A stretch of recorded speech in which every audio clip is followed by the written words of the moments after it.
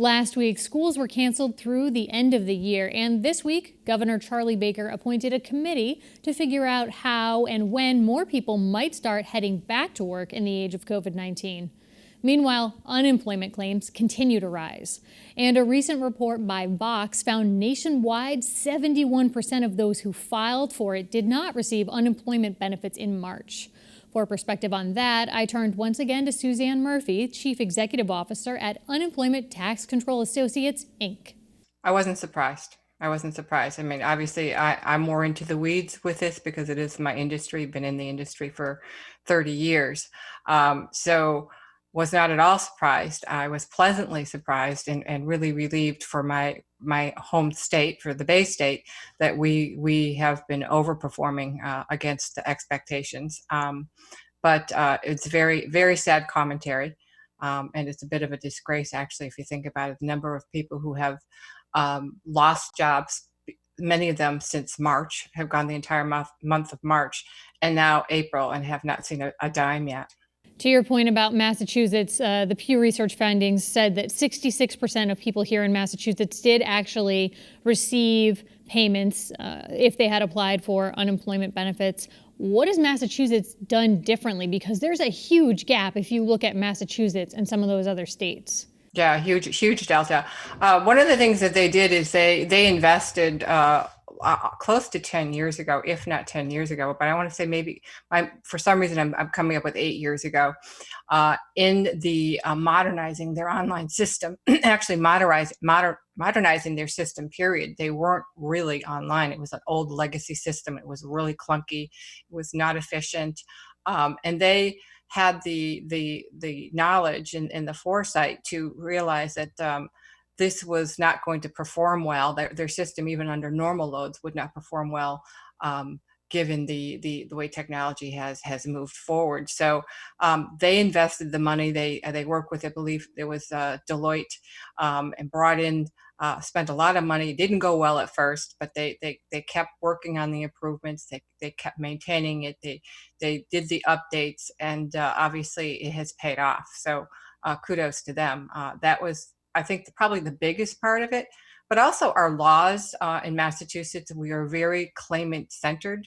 It's a state where it's not like down south where they're right to work states. We are really about taking care of the workers more so than many other states down, that like Florida, for instance. Southern states have not performed well at all. We've seen a high number of people applying for unemployment here in Massachusetts. What have you been hearing from people, though, about the process? I've been hearing from friends who live in New York State they're spending hours and hours online trying to get through to even get the application in. What does that look like here in Massachusetts? We are not seeing that level of frustration. I certainly have seen with the new class of employers with the pandemic unemployment assistance program. Those would be the gig workers, the charitable workers, independent contractors. There was a lot of confusion and misinformation and panic, a certain degree of panic among those workers because there was no system built into the portal at the Department of Unemployment Assistance. However, I did not see that. We weren't getting a lot in terms of, regular class, your standard class of workers having access problems. Massachusetts offers a telephone, a way to file your claims for those who are not very good with technology. So they remain very sensitive, more of a customer service outlook on serving claimants. So you can go online, or you can file by telephone. What I am seeing is it concerns me about third parties and other players, rogue players, getting involved in helping claimants who are needy, who are panicking, and who do not know where to turn, like the people in New York, the people in Florida, who are looking for solutions, how to access the system, how to file a claim. Those are the very vulnerable claimants, and there are issues with fraud. So what are those third-party people trying to do? Well, even just recently, what I saw, and this was Massachusetts, and Massachusetts is not a really good sample, but it's an example of what happens. I was on a neighborhood app. It goes by zip code, And there were some people in my area, in the Western Mass area, who were asking lots of questions about unemployment. So I stepped in and I said, I happen to be, odd skill set here, but I happen to be an expert in unemployment. How can I help you? And what I saw happen in the thread later on, and I had to go back and remind people, please do not respond to this, was that there were others that were popping on and saying, set up a Zoom meeting. I'll help you file your claim for unemployment. Well, that's like the worst thing you could possibly do, because they wanted to share their screen with them, which means they can take a screenshot. They can access all their data. If they put in their social security number, their address, all that information, that is immediately usable for rogue parties who want to file a fraud claim. And then the person who's legitimately entitled is going to have their benefits misdirected if they are paid. And then they're going to be stuck with identity theft and trying to prove through the appeal system, which is going to be very delayed, that it wasn't them who received the unemployment claim, but in fact, a person who was perpetrating fraud. Oof. And that's not the only instance that you've seen with fraud. You've had some other fraudulent claims come through UTCA, right? Correct. Or try Yes, to? Yes, for our clients. So, and when you have a situation where independent contractors and gig workers are another area of concern, but let's say a standard claim, we've had people file claims, and our employer has, tried to respond, gone back and say, hey, listen, we don't even have information that this person ever was employed with us. So they'll go back and they'll do a search, and they should have wage information. The Department of Revenue would also have cross-reference with the unemployment insurance offices, and they typically have wage information. Now, if you think back to what happened with the Equifax breach a few years ago, a lot of employment and personal data was released. Now, that data becomes extremely valuable right now, because if they have employment data, they have wages for the last year or two, or they know where that person may have worked last, they can file fraudulent claims. And in the instances we are seeing with our clients, if the employer is prompt in getting back and say, hey, listen, this is not an employee, and that gets back to the state in a timely manner, then they will typically not be paid. But that's not always the case. I mean, it's not 100% when you're pushing that much volume through. Do you have any sense of how many of the fraudulent claims may have gotten through in Massachusetts or in the broader system? No, I mean, it's so funny. I've been asked so many times if I have an idea of numbers and scale just in general, about like where things are going to top off. No, that's a subset data that we don't have access to right now. We really aren't going to know. And I would imagine the states won't even know for a while. I mean, even as far as our unemployment rate in Massachusetts or nationally, there are so many that can't access the system, as you have described, that have not even been able to get in the front door. So once those people are able actually to get into the systems, then it's obviously going to be the numbers that we're seeing now, in my estimation, are actually are going to be on the low side. If someone does think that a fraudulent claim has been filed, like they go to file and their name says, "Oh no, you've already claimed unemployment, you can't," what should they do if they feel like they're a victim of that kind of fraud?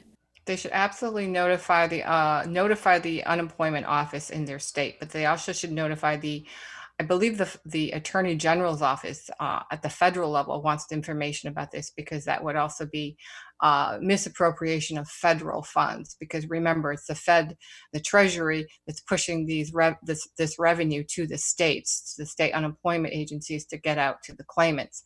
So it would be a federal crime as well as a state crime. You mentioned the pandemic unemployment assistance program. It's that new pool of money available to the gig economy workers, self-employed, et cetera. When we talked a few weeks ago, we were talking about the fact that this was a new portal that the state had to set up in order for people to be able to apply to the process. And April 30th was the target date the state had set. Where do we stand on that? Wow, we did a great job there in Massachusetts. I was impressed. We launched on 4/20, so they beat that date by a good 10 days, and they were able to accept forms. Now, I haven't heard yet of anybody actually getting paid, but they were able to move that up by 10 days. and we're able to take forms and start processing these claims. Now, what we are hearing is there are forms and there information that it is really the burden and the onus will be on the claimant, so on the gig worker, on the independent contractor, and on the charitable worker to provide the necessary documentation to the state. They will actually not be going to make inquiry of the employer as they do in a standard claim. All the burden for proving wages, for proving earnings, for proving, what their schedule was and things like that to establish their claim. That is, as well as the fact that they were impacted by COVID to be qualified. That is all falling on the claimant and not on those that they provided services to. And certainly if you're an independent contractor, you could be working for a hospital, you could be working for a human service agency, you could be working for another professional, but those parties would not be involved in helping you establish your claim. When we look at unemployment overall, a lot of additional money available through the federal stimulus that has come out. And I've been hearing from some people that there's concerns that when the extended weeks that are allowed between the combination of state and federal benefits, with those, people might be able to earn more money than they would have at their previous job. And that could affect us when people are ready to get back into the workforce. Are you hearing that employers are concerned that there might not be people there willing to do the work anymore? Yeah, I'm actually hearing it's a really good loaded question there, Carrie. I'm hearing a lot of feedback on the entire dynamic and what's been kind of hardwired into the way the stimulus package on the unemployment side has been rolled out. Obviously, it is not functioning well as that Vox article detailed, but moreover, there's a lot of misunderstanding about how this is going to work moving forward. Now, if the individual governors decide that they want to open their states' economies up, what will happen is the employers will be expected to recall, especially those who received who applied for PPP funds. But all employers will be expected to recall their employees. And if the employees refuse recall because of the disincentive created by the financially their personal economics, and they are fearful of the contagion of being infected, that the states have not taken the necessary precautions, that their individual employers have not taken the necessary precautions to protect their health and their well-being and their families, then that opens up a whole new quagmire in terms of how will the states handle this.